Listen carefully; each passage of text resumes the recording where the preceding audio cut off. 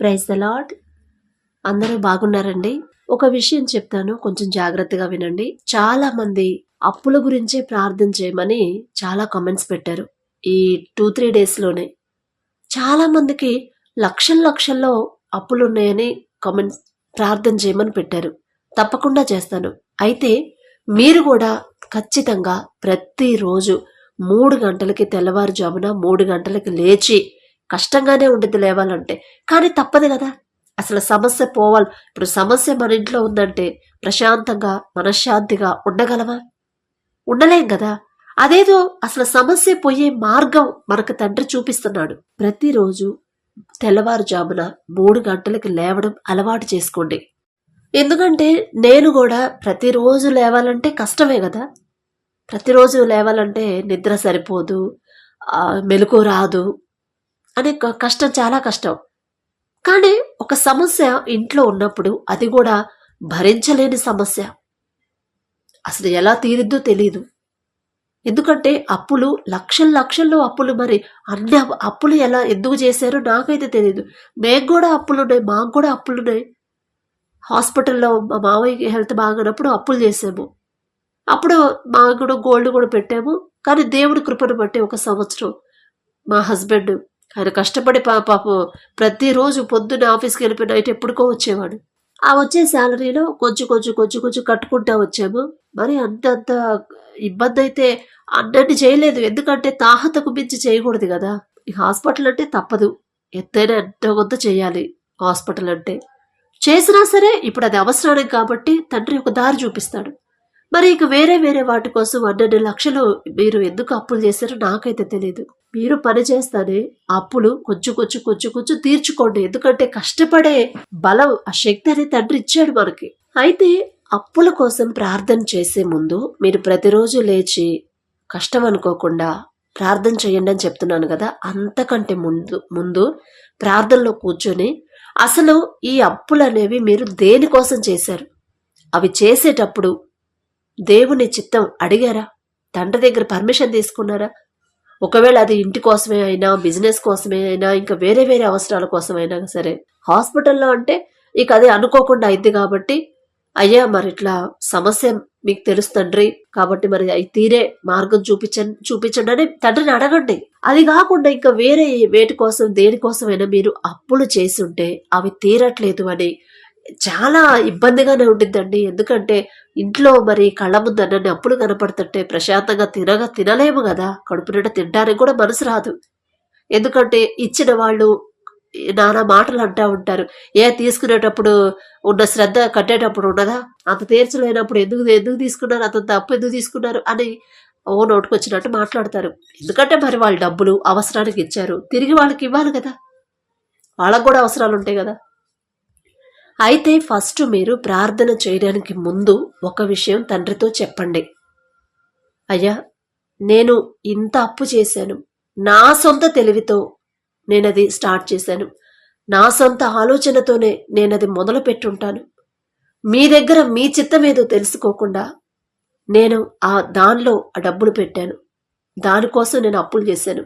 మీ చిత్తం తెలుసుకోకుండా, మీ ఆలోచన ఏందో నాకు తెలుసుకోకుండా నా సొంత ఆలోచనతో ముందుకెళ్ళాను. అందుకే ఈ అప్పులు, ఆర్థిక సమస్యలు అనేవి నన్ను ఇంత ఇబ్బంది పెడుతున్నాయి. దయచేసి క్షమించయ్యా. మిమ్మల్ని క్షమాపణ అడిగే అర్హత కూడా నాకు లేదు. నాదే తప్పు. మిమ్మల్ని అడగకుండా, మీ ఆలోచన తెలుసుకోకుండా, మీ చిత్తం తెలుసుకోకుండా, నా సొంత ఆలోచన, నా సొంత తెలివితో నేను ముందుకెళ్దాం అనుకున్నాను. అందుకే అక్కడ దాకా వెళ్ళి ఆగిపోయాను. నాదేనయ్యా తప్పు. నేను చేసిన పొరపాటే. ఎంత భయంకరమైన తప్పు చేశాను. ఇప్పుడు ఇంత భయంకరంగా ఇంతమందితో మాటలు పడాల్సి వస్తుంది, ఇంతమందితో అవమానపడాల్సి వస్తుంది. నలుగురిలో ఎంత అవమానకరంగా ఉందో. నాదే తప్పయ్యా, దయచేసి క్షమించి తండ్రి. మిమ్మల్ని క్షమాపణ అడిగే అర్హత కూడా నాకు లేదు అని మనస్ఫూర్తిగా మీరు ఎప్పుడైతే 3 గంటలకు లేచి తండ్రి పాదాల దగ్గర మీరు చేసిన తప్పు కన్నీటితో పశ్చాత్తాపపడి తండ్రి పాదాలు పట్టుకుంటారు, ఖచ్చితంగా తండ్రి మీకు ఒక దారి చూపిస్తాడు, అప్పులు తీరే మార్గం చూపిస్తాడు. ఎందుకంటే తప్పిపోయిన కుమారుడు కథ మనందరికీ తెలుసు. అలాగే తండ్రి యెహోవా దేవుడిది. తండ్రి చిత్తమేదో అడగకుండా, తండ్రి ఆలోచన అడగకుండా, తండ్రికి ఇష్టం లేకుండా ఇశ్రాయేలీలందరూ కలిసి ఒక పట్టణాన్ని, గోపురాన్ని కడదామని, అది ఆకాశాన్ని అంటే అంత ఎత్తులో కట్టాలి, అందరూ మన గురించి గొప్పగా అనుకోవాలి అని వాళ్ళ సొంత ఆలోచనతో అది కట్టడం స్టార్ట్ చేశారు. అప్పుడు తండ్రి ఎంత కోపం వచ్చింది. ఏం చేశాడు అప్పుడు మనందరికీ తెలుసు. వాళ్ళ భాషను తారుమారు చేసేసాడు కదా. అంతటితో ఆపేశాడా లేకపోతే వదిలేశాడా? పోనీలే చిన్నపిల్లలే పోనీ వదిలేశాడా? లేదండి. అందుకే ఫస్ట్ ఆ సమస్య పెరిగే కొద్దీ, సమస్య వచ్చినప్పుడు మనం ఏ విషయంలో తప్పిపోయామని తెలివితో ఆలోచించమని చెప్పేది అందుకే. అదే తప్పు నేను చేశానయ్యా. ఎందుకంటే నేను అని ఎందుకు చెప్తున్నానంటే, ప్రతి ఒక్కరూ పర్సనల్ గా ప్రార్థన చేసుకోండి. వ్యక్తిగతంగా ప్రార్థన, వ్యక్తిగతంగా మీరు దేవుడికి దగ్గర అవ్వాలి. అది గ్రూప్ లో కాదు. బ్రదర్ వాళ్ళతో చేపించుకున్నా కూడా మీరు వ్యక్తిగతంగా చేసుకుంటేనే, మీరు చేసిన తప్పు తండ్రి పాదాల దగ్గర మనస్ఫూర్తిగా ఒప్పుకుంటేనే మీ సమస్యకి పరిష్కారం చూపిస్తాడు. ప్లీజ్, ఇంతకన్నా మీరు ఎంతసేపు ఎంత భారంగా ప్రార్థన చేసినా జవాబు రాదు. నేనెంత భారంగా ప్రార్థన చేసినా జవాబు రాదు. ఒక్కసారి అసలు అప్పు ఎందుకు చేశారు? చేసే ముందు దేవుడికి చెప్పారా లేదా? తండ్రి ఆలోచన ఏందో, తండ్రి చిత్తం ఏదో మీరు అడిగారా లేదా? తెలుసుకున్నారా లేదా? తండ్రి ఇచ్చిన ఆలోచన ప్రకారం వెళ్ళారా లేదా? తండ్రి ఇచ్చిన ఆలోచన ప్రకారం అయితే ఖచ్చితంగా అప్పులు అవ్వవు. ఎందుకంటే తండ్రే చూసుకుంటాడు. కాబట్టి అప్పులు ఇంత అయ్యాయంటే ఖచ్చితంగా మీ సొంత ఆలోచనతోనే వెళ్ళుంటారు. ఒక్కసారి ఈ విషయాన్ని ఆలోచించండి. మనం ప్రార్థన చేయడం కన్నా ఫస్ట్ ఈ విషయం ఆలోచించాలి. తప్పిపోయిన కుమారుడి కథ మనందరికీ తెలుసు. గబా గబా రావాల్సిన ఆస్తి అంతా, వాట అంతా తీసుకుని వెళ్ళిపోయి జల్సాగా తిరిగేసి ఇష్టం వచ్చినట్టు జీవించి చివరికి అంతా పోగొట్టుకొని తన తప్పు తను తెలుసుకొని తండ్రి దగ్గరకు వచ్చాడు కాబట్టి క్షమించాడు తండ్రి. తన తప్పు తెలుసుకున్నాడు. అసలు వెనక్కి తిరిగి వస్తున్నాడు అంటేనే తండ్రికి అర్థమైపోయింది. ఇంకా కొడుకు దగ్గరకు రాలేదు, క్షమాపణ అడగలేదు. అప్పటికే దూరం నుంచి కొడుకును చూసి తండ్రి పరిగెత్తుకుంటూ వెళ్ళి అతను మెడ మీద పడి ముద్దు పెట్టుకున్నాడంటే కొడుకు మనసులో ఏముందో తండ్రికి తెలిసిపోయింది కదా. నా బిడ్డ చేసిన తప్పు తెలుసుకొని పశ్చాత్తాపడి నా దగ్గరకు వస్తున్నాడు అని వాక్యం ద్వారా తండ్రి మనం క్షమాపణ అడిగితే తండ్రి ప్రేమ ఎలా ఉండిందో ఆ వాక్యం ద్వారా తండ్రి మనకు చూపించాడు. చాలాసార్లు చూపించాడు. చిన్నప్పటి నుంచి చదువుతానే ఉన్నాం, తప్పిపోయిన కుమారుడు అని. సండే స్కూల్ నుంచి చదువుకుంటానే ఉన్నాం, నేర్చుకుంటానే ఉన్నాం, వింటానే ఉన్నాం. తప్పిపోయిన కుమారుడు ఎవరో ఇద్దరు కొడుకులు ఉన్నారు, ఎవరో ఒక ఆయనకు అనుకోకండి.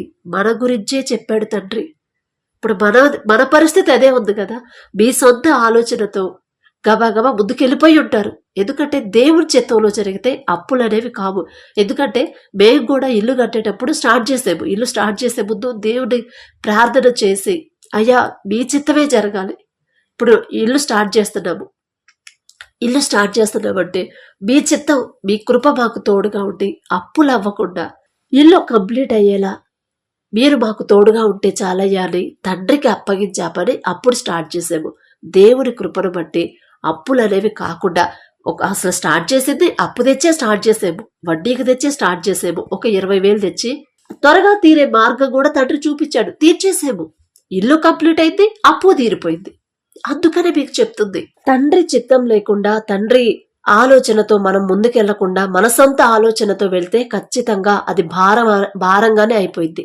మీరు ఎంతమంది దగ్గర ప్రార్థన చేయించుకోండి, ఎంతమంది పాస్టర్లు దైవజనులు ప్రార్థన చేసినా కూడా అప్పులు తీరాలి అంటే ఫస్ట్ మీరు చేయాలి. మనం చేయాల్సిన పని మనం చేయాలి. ఎందుకంటే చాలా మంది అప్పుల గురించే ప్రార్థన చేయమని మెసేజ్ పెట్టారు. చేస్తాను. నేను చేసిన నా ప్రార్థనకి జవాబు రావాలన్నా, మీరు చేసిన ప్రార్థనకి జవాబు రావాలన్నా ఒక్కటే మార్గం, ఒక్కటే పరిష్కారం. ఫస్ట్ మీరు ఎందుకోసం అప్పు చేశారు, ఏ ఆలోచనతో, మీ సొంత ఆలోచనతో చేశారా, దేవుని చిత్తం తెలుసుకొని చేశారా అనేది నాకైతే తెలియదు. మీకు తెలుసు కాబట్టే ఫస్ట్ ఈ పని చేయండి. తప్పిపోయిన కుమారుడు ఎలాగైతే తను చేసిన తప్పు తెలుసుకొని తిరిగి పశ్చాత్తాపపడి తండ్రి దగ్గరకు వచ్చాడో అలాగా మనం కూడా చేసిన తప్పు మనం గ్రహించాలి. మీకు ఈ మాట చెప్తే కోపం రావచ్చు. అప్పుల గురించి ప్రార్థన చేయమంటే ఈ పిచ్చి సోదంతా చెప్తావేం సిస్టర్ అంటారేమో. ఈ విషయం తెలుసుకోకుండా, గ్రహించకుండా మనం ఎన్ని సంవత్సరాలు చేసినా ప్రార్థనకి జవాబు రాదు.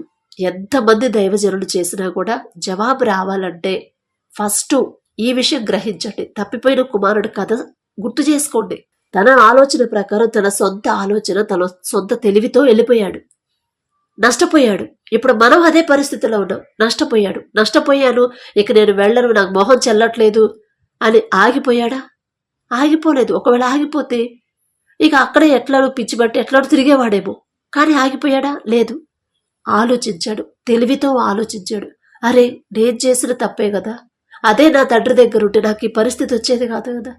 నా తండ్రి దగ్గర పనిచేసే వాళ్ళు కూడా కడుపు నిండా అన్నం తింటున్నారే, ఇప్పుడు నేను నాకు తినడానికి కూడా లేక ఎంత ఇబ్బందిగా ఉంది, ఎంత పెద్ద తప్పు చేశాను, నా తండ్రిని ఎంత బాధ పెట్టాను అని తెలుసు. ఎప్పుడైతే గ్రహించి ఆ తప్పుకి పశ్చాత్తాపపడి, మనసులోనే పశ్చాత్తాపపడి, ఏదేమైనా పర్వాలేదు, నా తండ్రి కాళ్ళ మీద పడతాను, అక్కడ మొహమాట పడ్డా కూడా, ఇగోకి వెళ్ళినా, మొహమాటానికి వెళ్ళినా అతని జీవితం బాగుపడేదా? తిరిగి అతను కోల్పోయిన జీవితం తిరిగి వచ్చేదా? రాదు కదా. అందుకే మనం చేసిన తప్పు పశ్చాత్తాపపడడానికి మొహమాటం వద్దు, ఇగో వద్దు. మీరు ఎంత బిజినెస్ మ్యాగ్నెట్స్ అయినా పర్వాలేదు, దేవుని దగ్గర మనం ఆయన బిడ్డలమే. ఆయన దృష్టిలో మనం చిన్నపిల్లలమే. ఈ లోక పరంగానే మన వయసు పెరిగింది, దేవుని దృష్టిలో మనం చిన్నపిల్లల లెక్కే. తండ్రి ఎప్పుడు మన కోసం చేతులు చాచే ఉంటాడు. తప్పిపోయిన కుమారుడి ప్లేస్లో మీరందరూ ఉన్నారు. ఎవరెవరైతే అప్పుల కోసం ప్రార్థన చేయమన్నారో మీరందరూ, ప్రతి ఒక్కరూ తప్పిపోయిన కుమారుడి ప్లేస్లో ఉన్నట్టే నా దృష్టిలో, తండ్రి దృష్టిలో కూడా.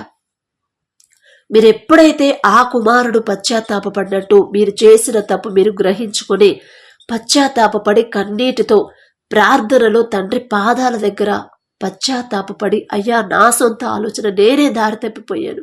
అప్పుడు తప్పిపోయిన కుమారుడు ఎలాగైతే సొంత ఆలోచనతో వెళ్ళిపోయాడు, ఇప్పుడు మేము అదే పని చేసాం, అందుకే మాకు ఈ శ్రమ, అందుకే మాకు ఈ అప్పుడు, ఈ అవమానాలు, అందుకే దయచేసి క్షమించయ్యా. మిమ్మల్ని క్షమాపణ అడిగే అర్హత కూడా మాకు లేదు, మీ పాదాలు పట్టుకునే అర్హత కూడా మాకు లేదయ్యా. కానీ మాకు ఇక వేరే దిక్కు లేదు, మీరు తప్ప మాకు ఇక వేరే దిక్కు లేదు, దయచేసి క్షమించండి అయ్యా అని తండ్రి పాదాలు పట్టుకొని మీరు అడగడం స్టార్ట్ చేయండి. ఖచ్చితంగా మీకు అప్పులు తీరే మార్గం తండ్రి చూపిస్తాడు. ఎందుకంటే తప్పిపోయిన కుమారుడి ఆ స్టోరీలో కూడా కొత్త కుమారుడు చేసిన తప్పు గ్రహించాడు, పశ్చాత్తాపపడడం ఆయన చూశాడు తండ్రి. అందుకే వెంటనే క్షమించాడు, మళ్ళీ రాజవస్త్రాలు ఇచ్చాడు, ఉంగరం పెట్టాడు. అదే చేస్తాడు తండ్రి. మళ్ళీ మనం బయటికి రావాలి అంటే ఖచ్చితంగా మీరు ఈ పని చేయాల్సిందే. మీరు ప్రార్థన చేసినా, నేను ప్రార్థన చేసినా ప్రార్థనకి జవాబు రాదు. ఫస్ట్ మీరు ఈ మాట, ఇదే తండ్రి పాదాల దగ్గర పశ్చాత్తాపపడండి. ఖచ్చితంగా మీ అప్పులు తీరే మార్గం తండ్రి చూపిస్తాడు. రోజు ఇదే అడగండి, అప్పుల గురించి అడగొద్దు, మీరు చేసిన తప్పు గురించి అడగండి, క్షమాపణ అడగండి. తండ్రి పాదాలు పట్టుకొని అడగండి ప్రతిరోజు. క్షమాపణ అడిగిన తర్వాత, మీరు ప్రార్థన అయిపోయిన తర్వాత ఏ పనిలో ఉన్నా సరే అప్పెట్లో తీరిద్దో, వాళ్ళకి ఏ మాట చెప్పాలో, వాళ్ళకి ఏం చెప్పాలో, ఎప్పుడు ఇస్తానని చెప్పాలో, ఈ మాట దీని గురించి ఆలోచించొద్దు. నేనే తప్పు చేశాను, నా తండ్రి దృష్టిలో నేనే తప్పు చేశాను, నా సొంత ఆలోచనతో ముందుకెళ్ళాను కాబట్టి నాకు ఈ సమస్య. ఇన్ని లక్షలు అప్పు అయిందంటే నా సొంత ఆలోచనతో వెళ్ళాను, నా తండ్రిని దూరం పెట్టేశాను, నా తండ్రిని పక్కన పెట్టేశాను, అందుకే నాకు ఇంత సమస్య వచ్చింది అని మీరు ఏ పనిలో ఉన్నా సరే ఇదే ధ్యానించండి, ఇదే పశ్చాత్తాపపడండి, ఇదే మీ మనసులో ఉండాలి. ఈ విషయం గురించి మీరు చింతించండి, ఈ విషయం గురించి బాధపడండి. మీరు ఈ విషయం గురించి ఎంత బాధపడితే తండ్రికి అంత జాలి కలిగింది. అది పక్కన పెట్టేసి నా అప్పులు తీరాలయ్యా, నా అప్పులు తీసేయండి అంటే తీయను. ప్లీజ్ ఒక్కసారి చెప్పింది గ్రహించండి. ఫస్ట్ ఈ విషయమే అడగండి. మీరు ఏ పనిలో ఉన్నా అప్పుల గురించి మర్చిపోండి, క్షమాపణ మీ మనసులో ఉండాలి.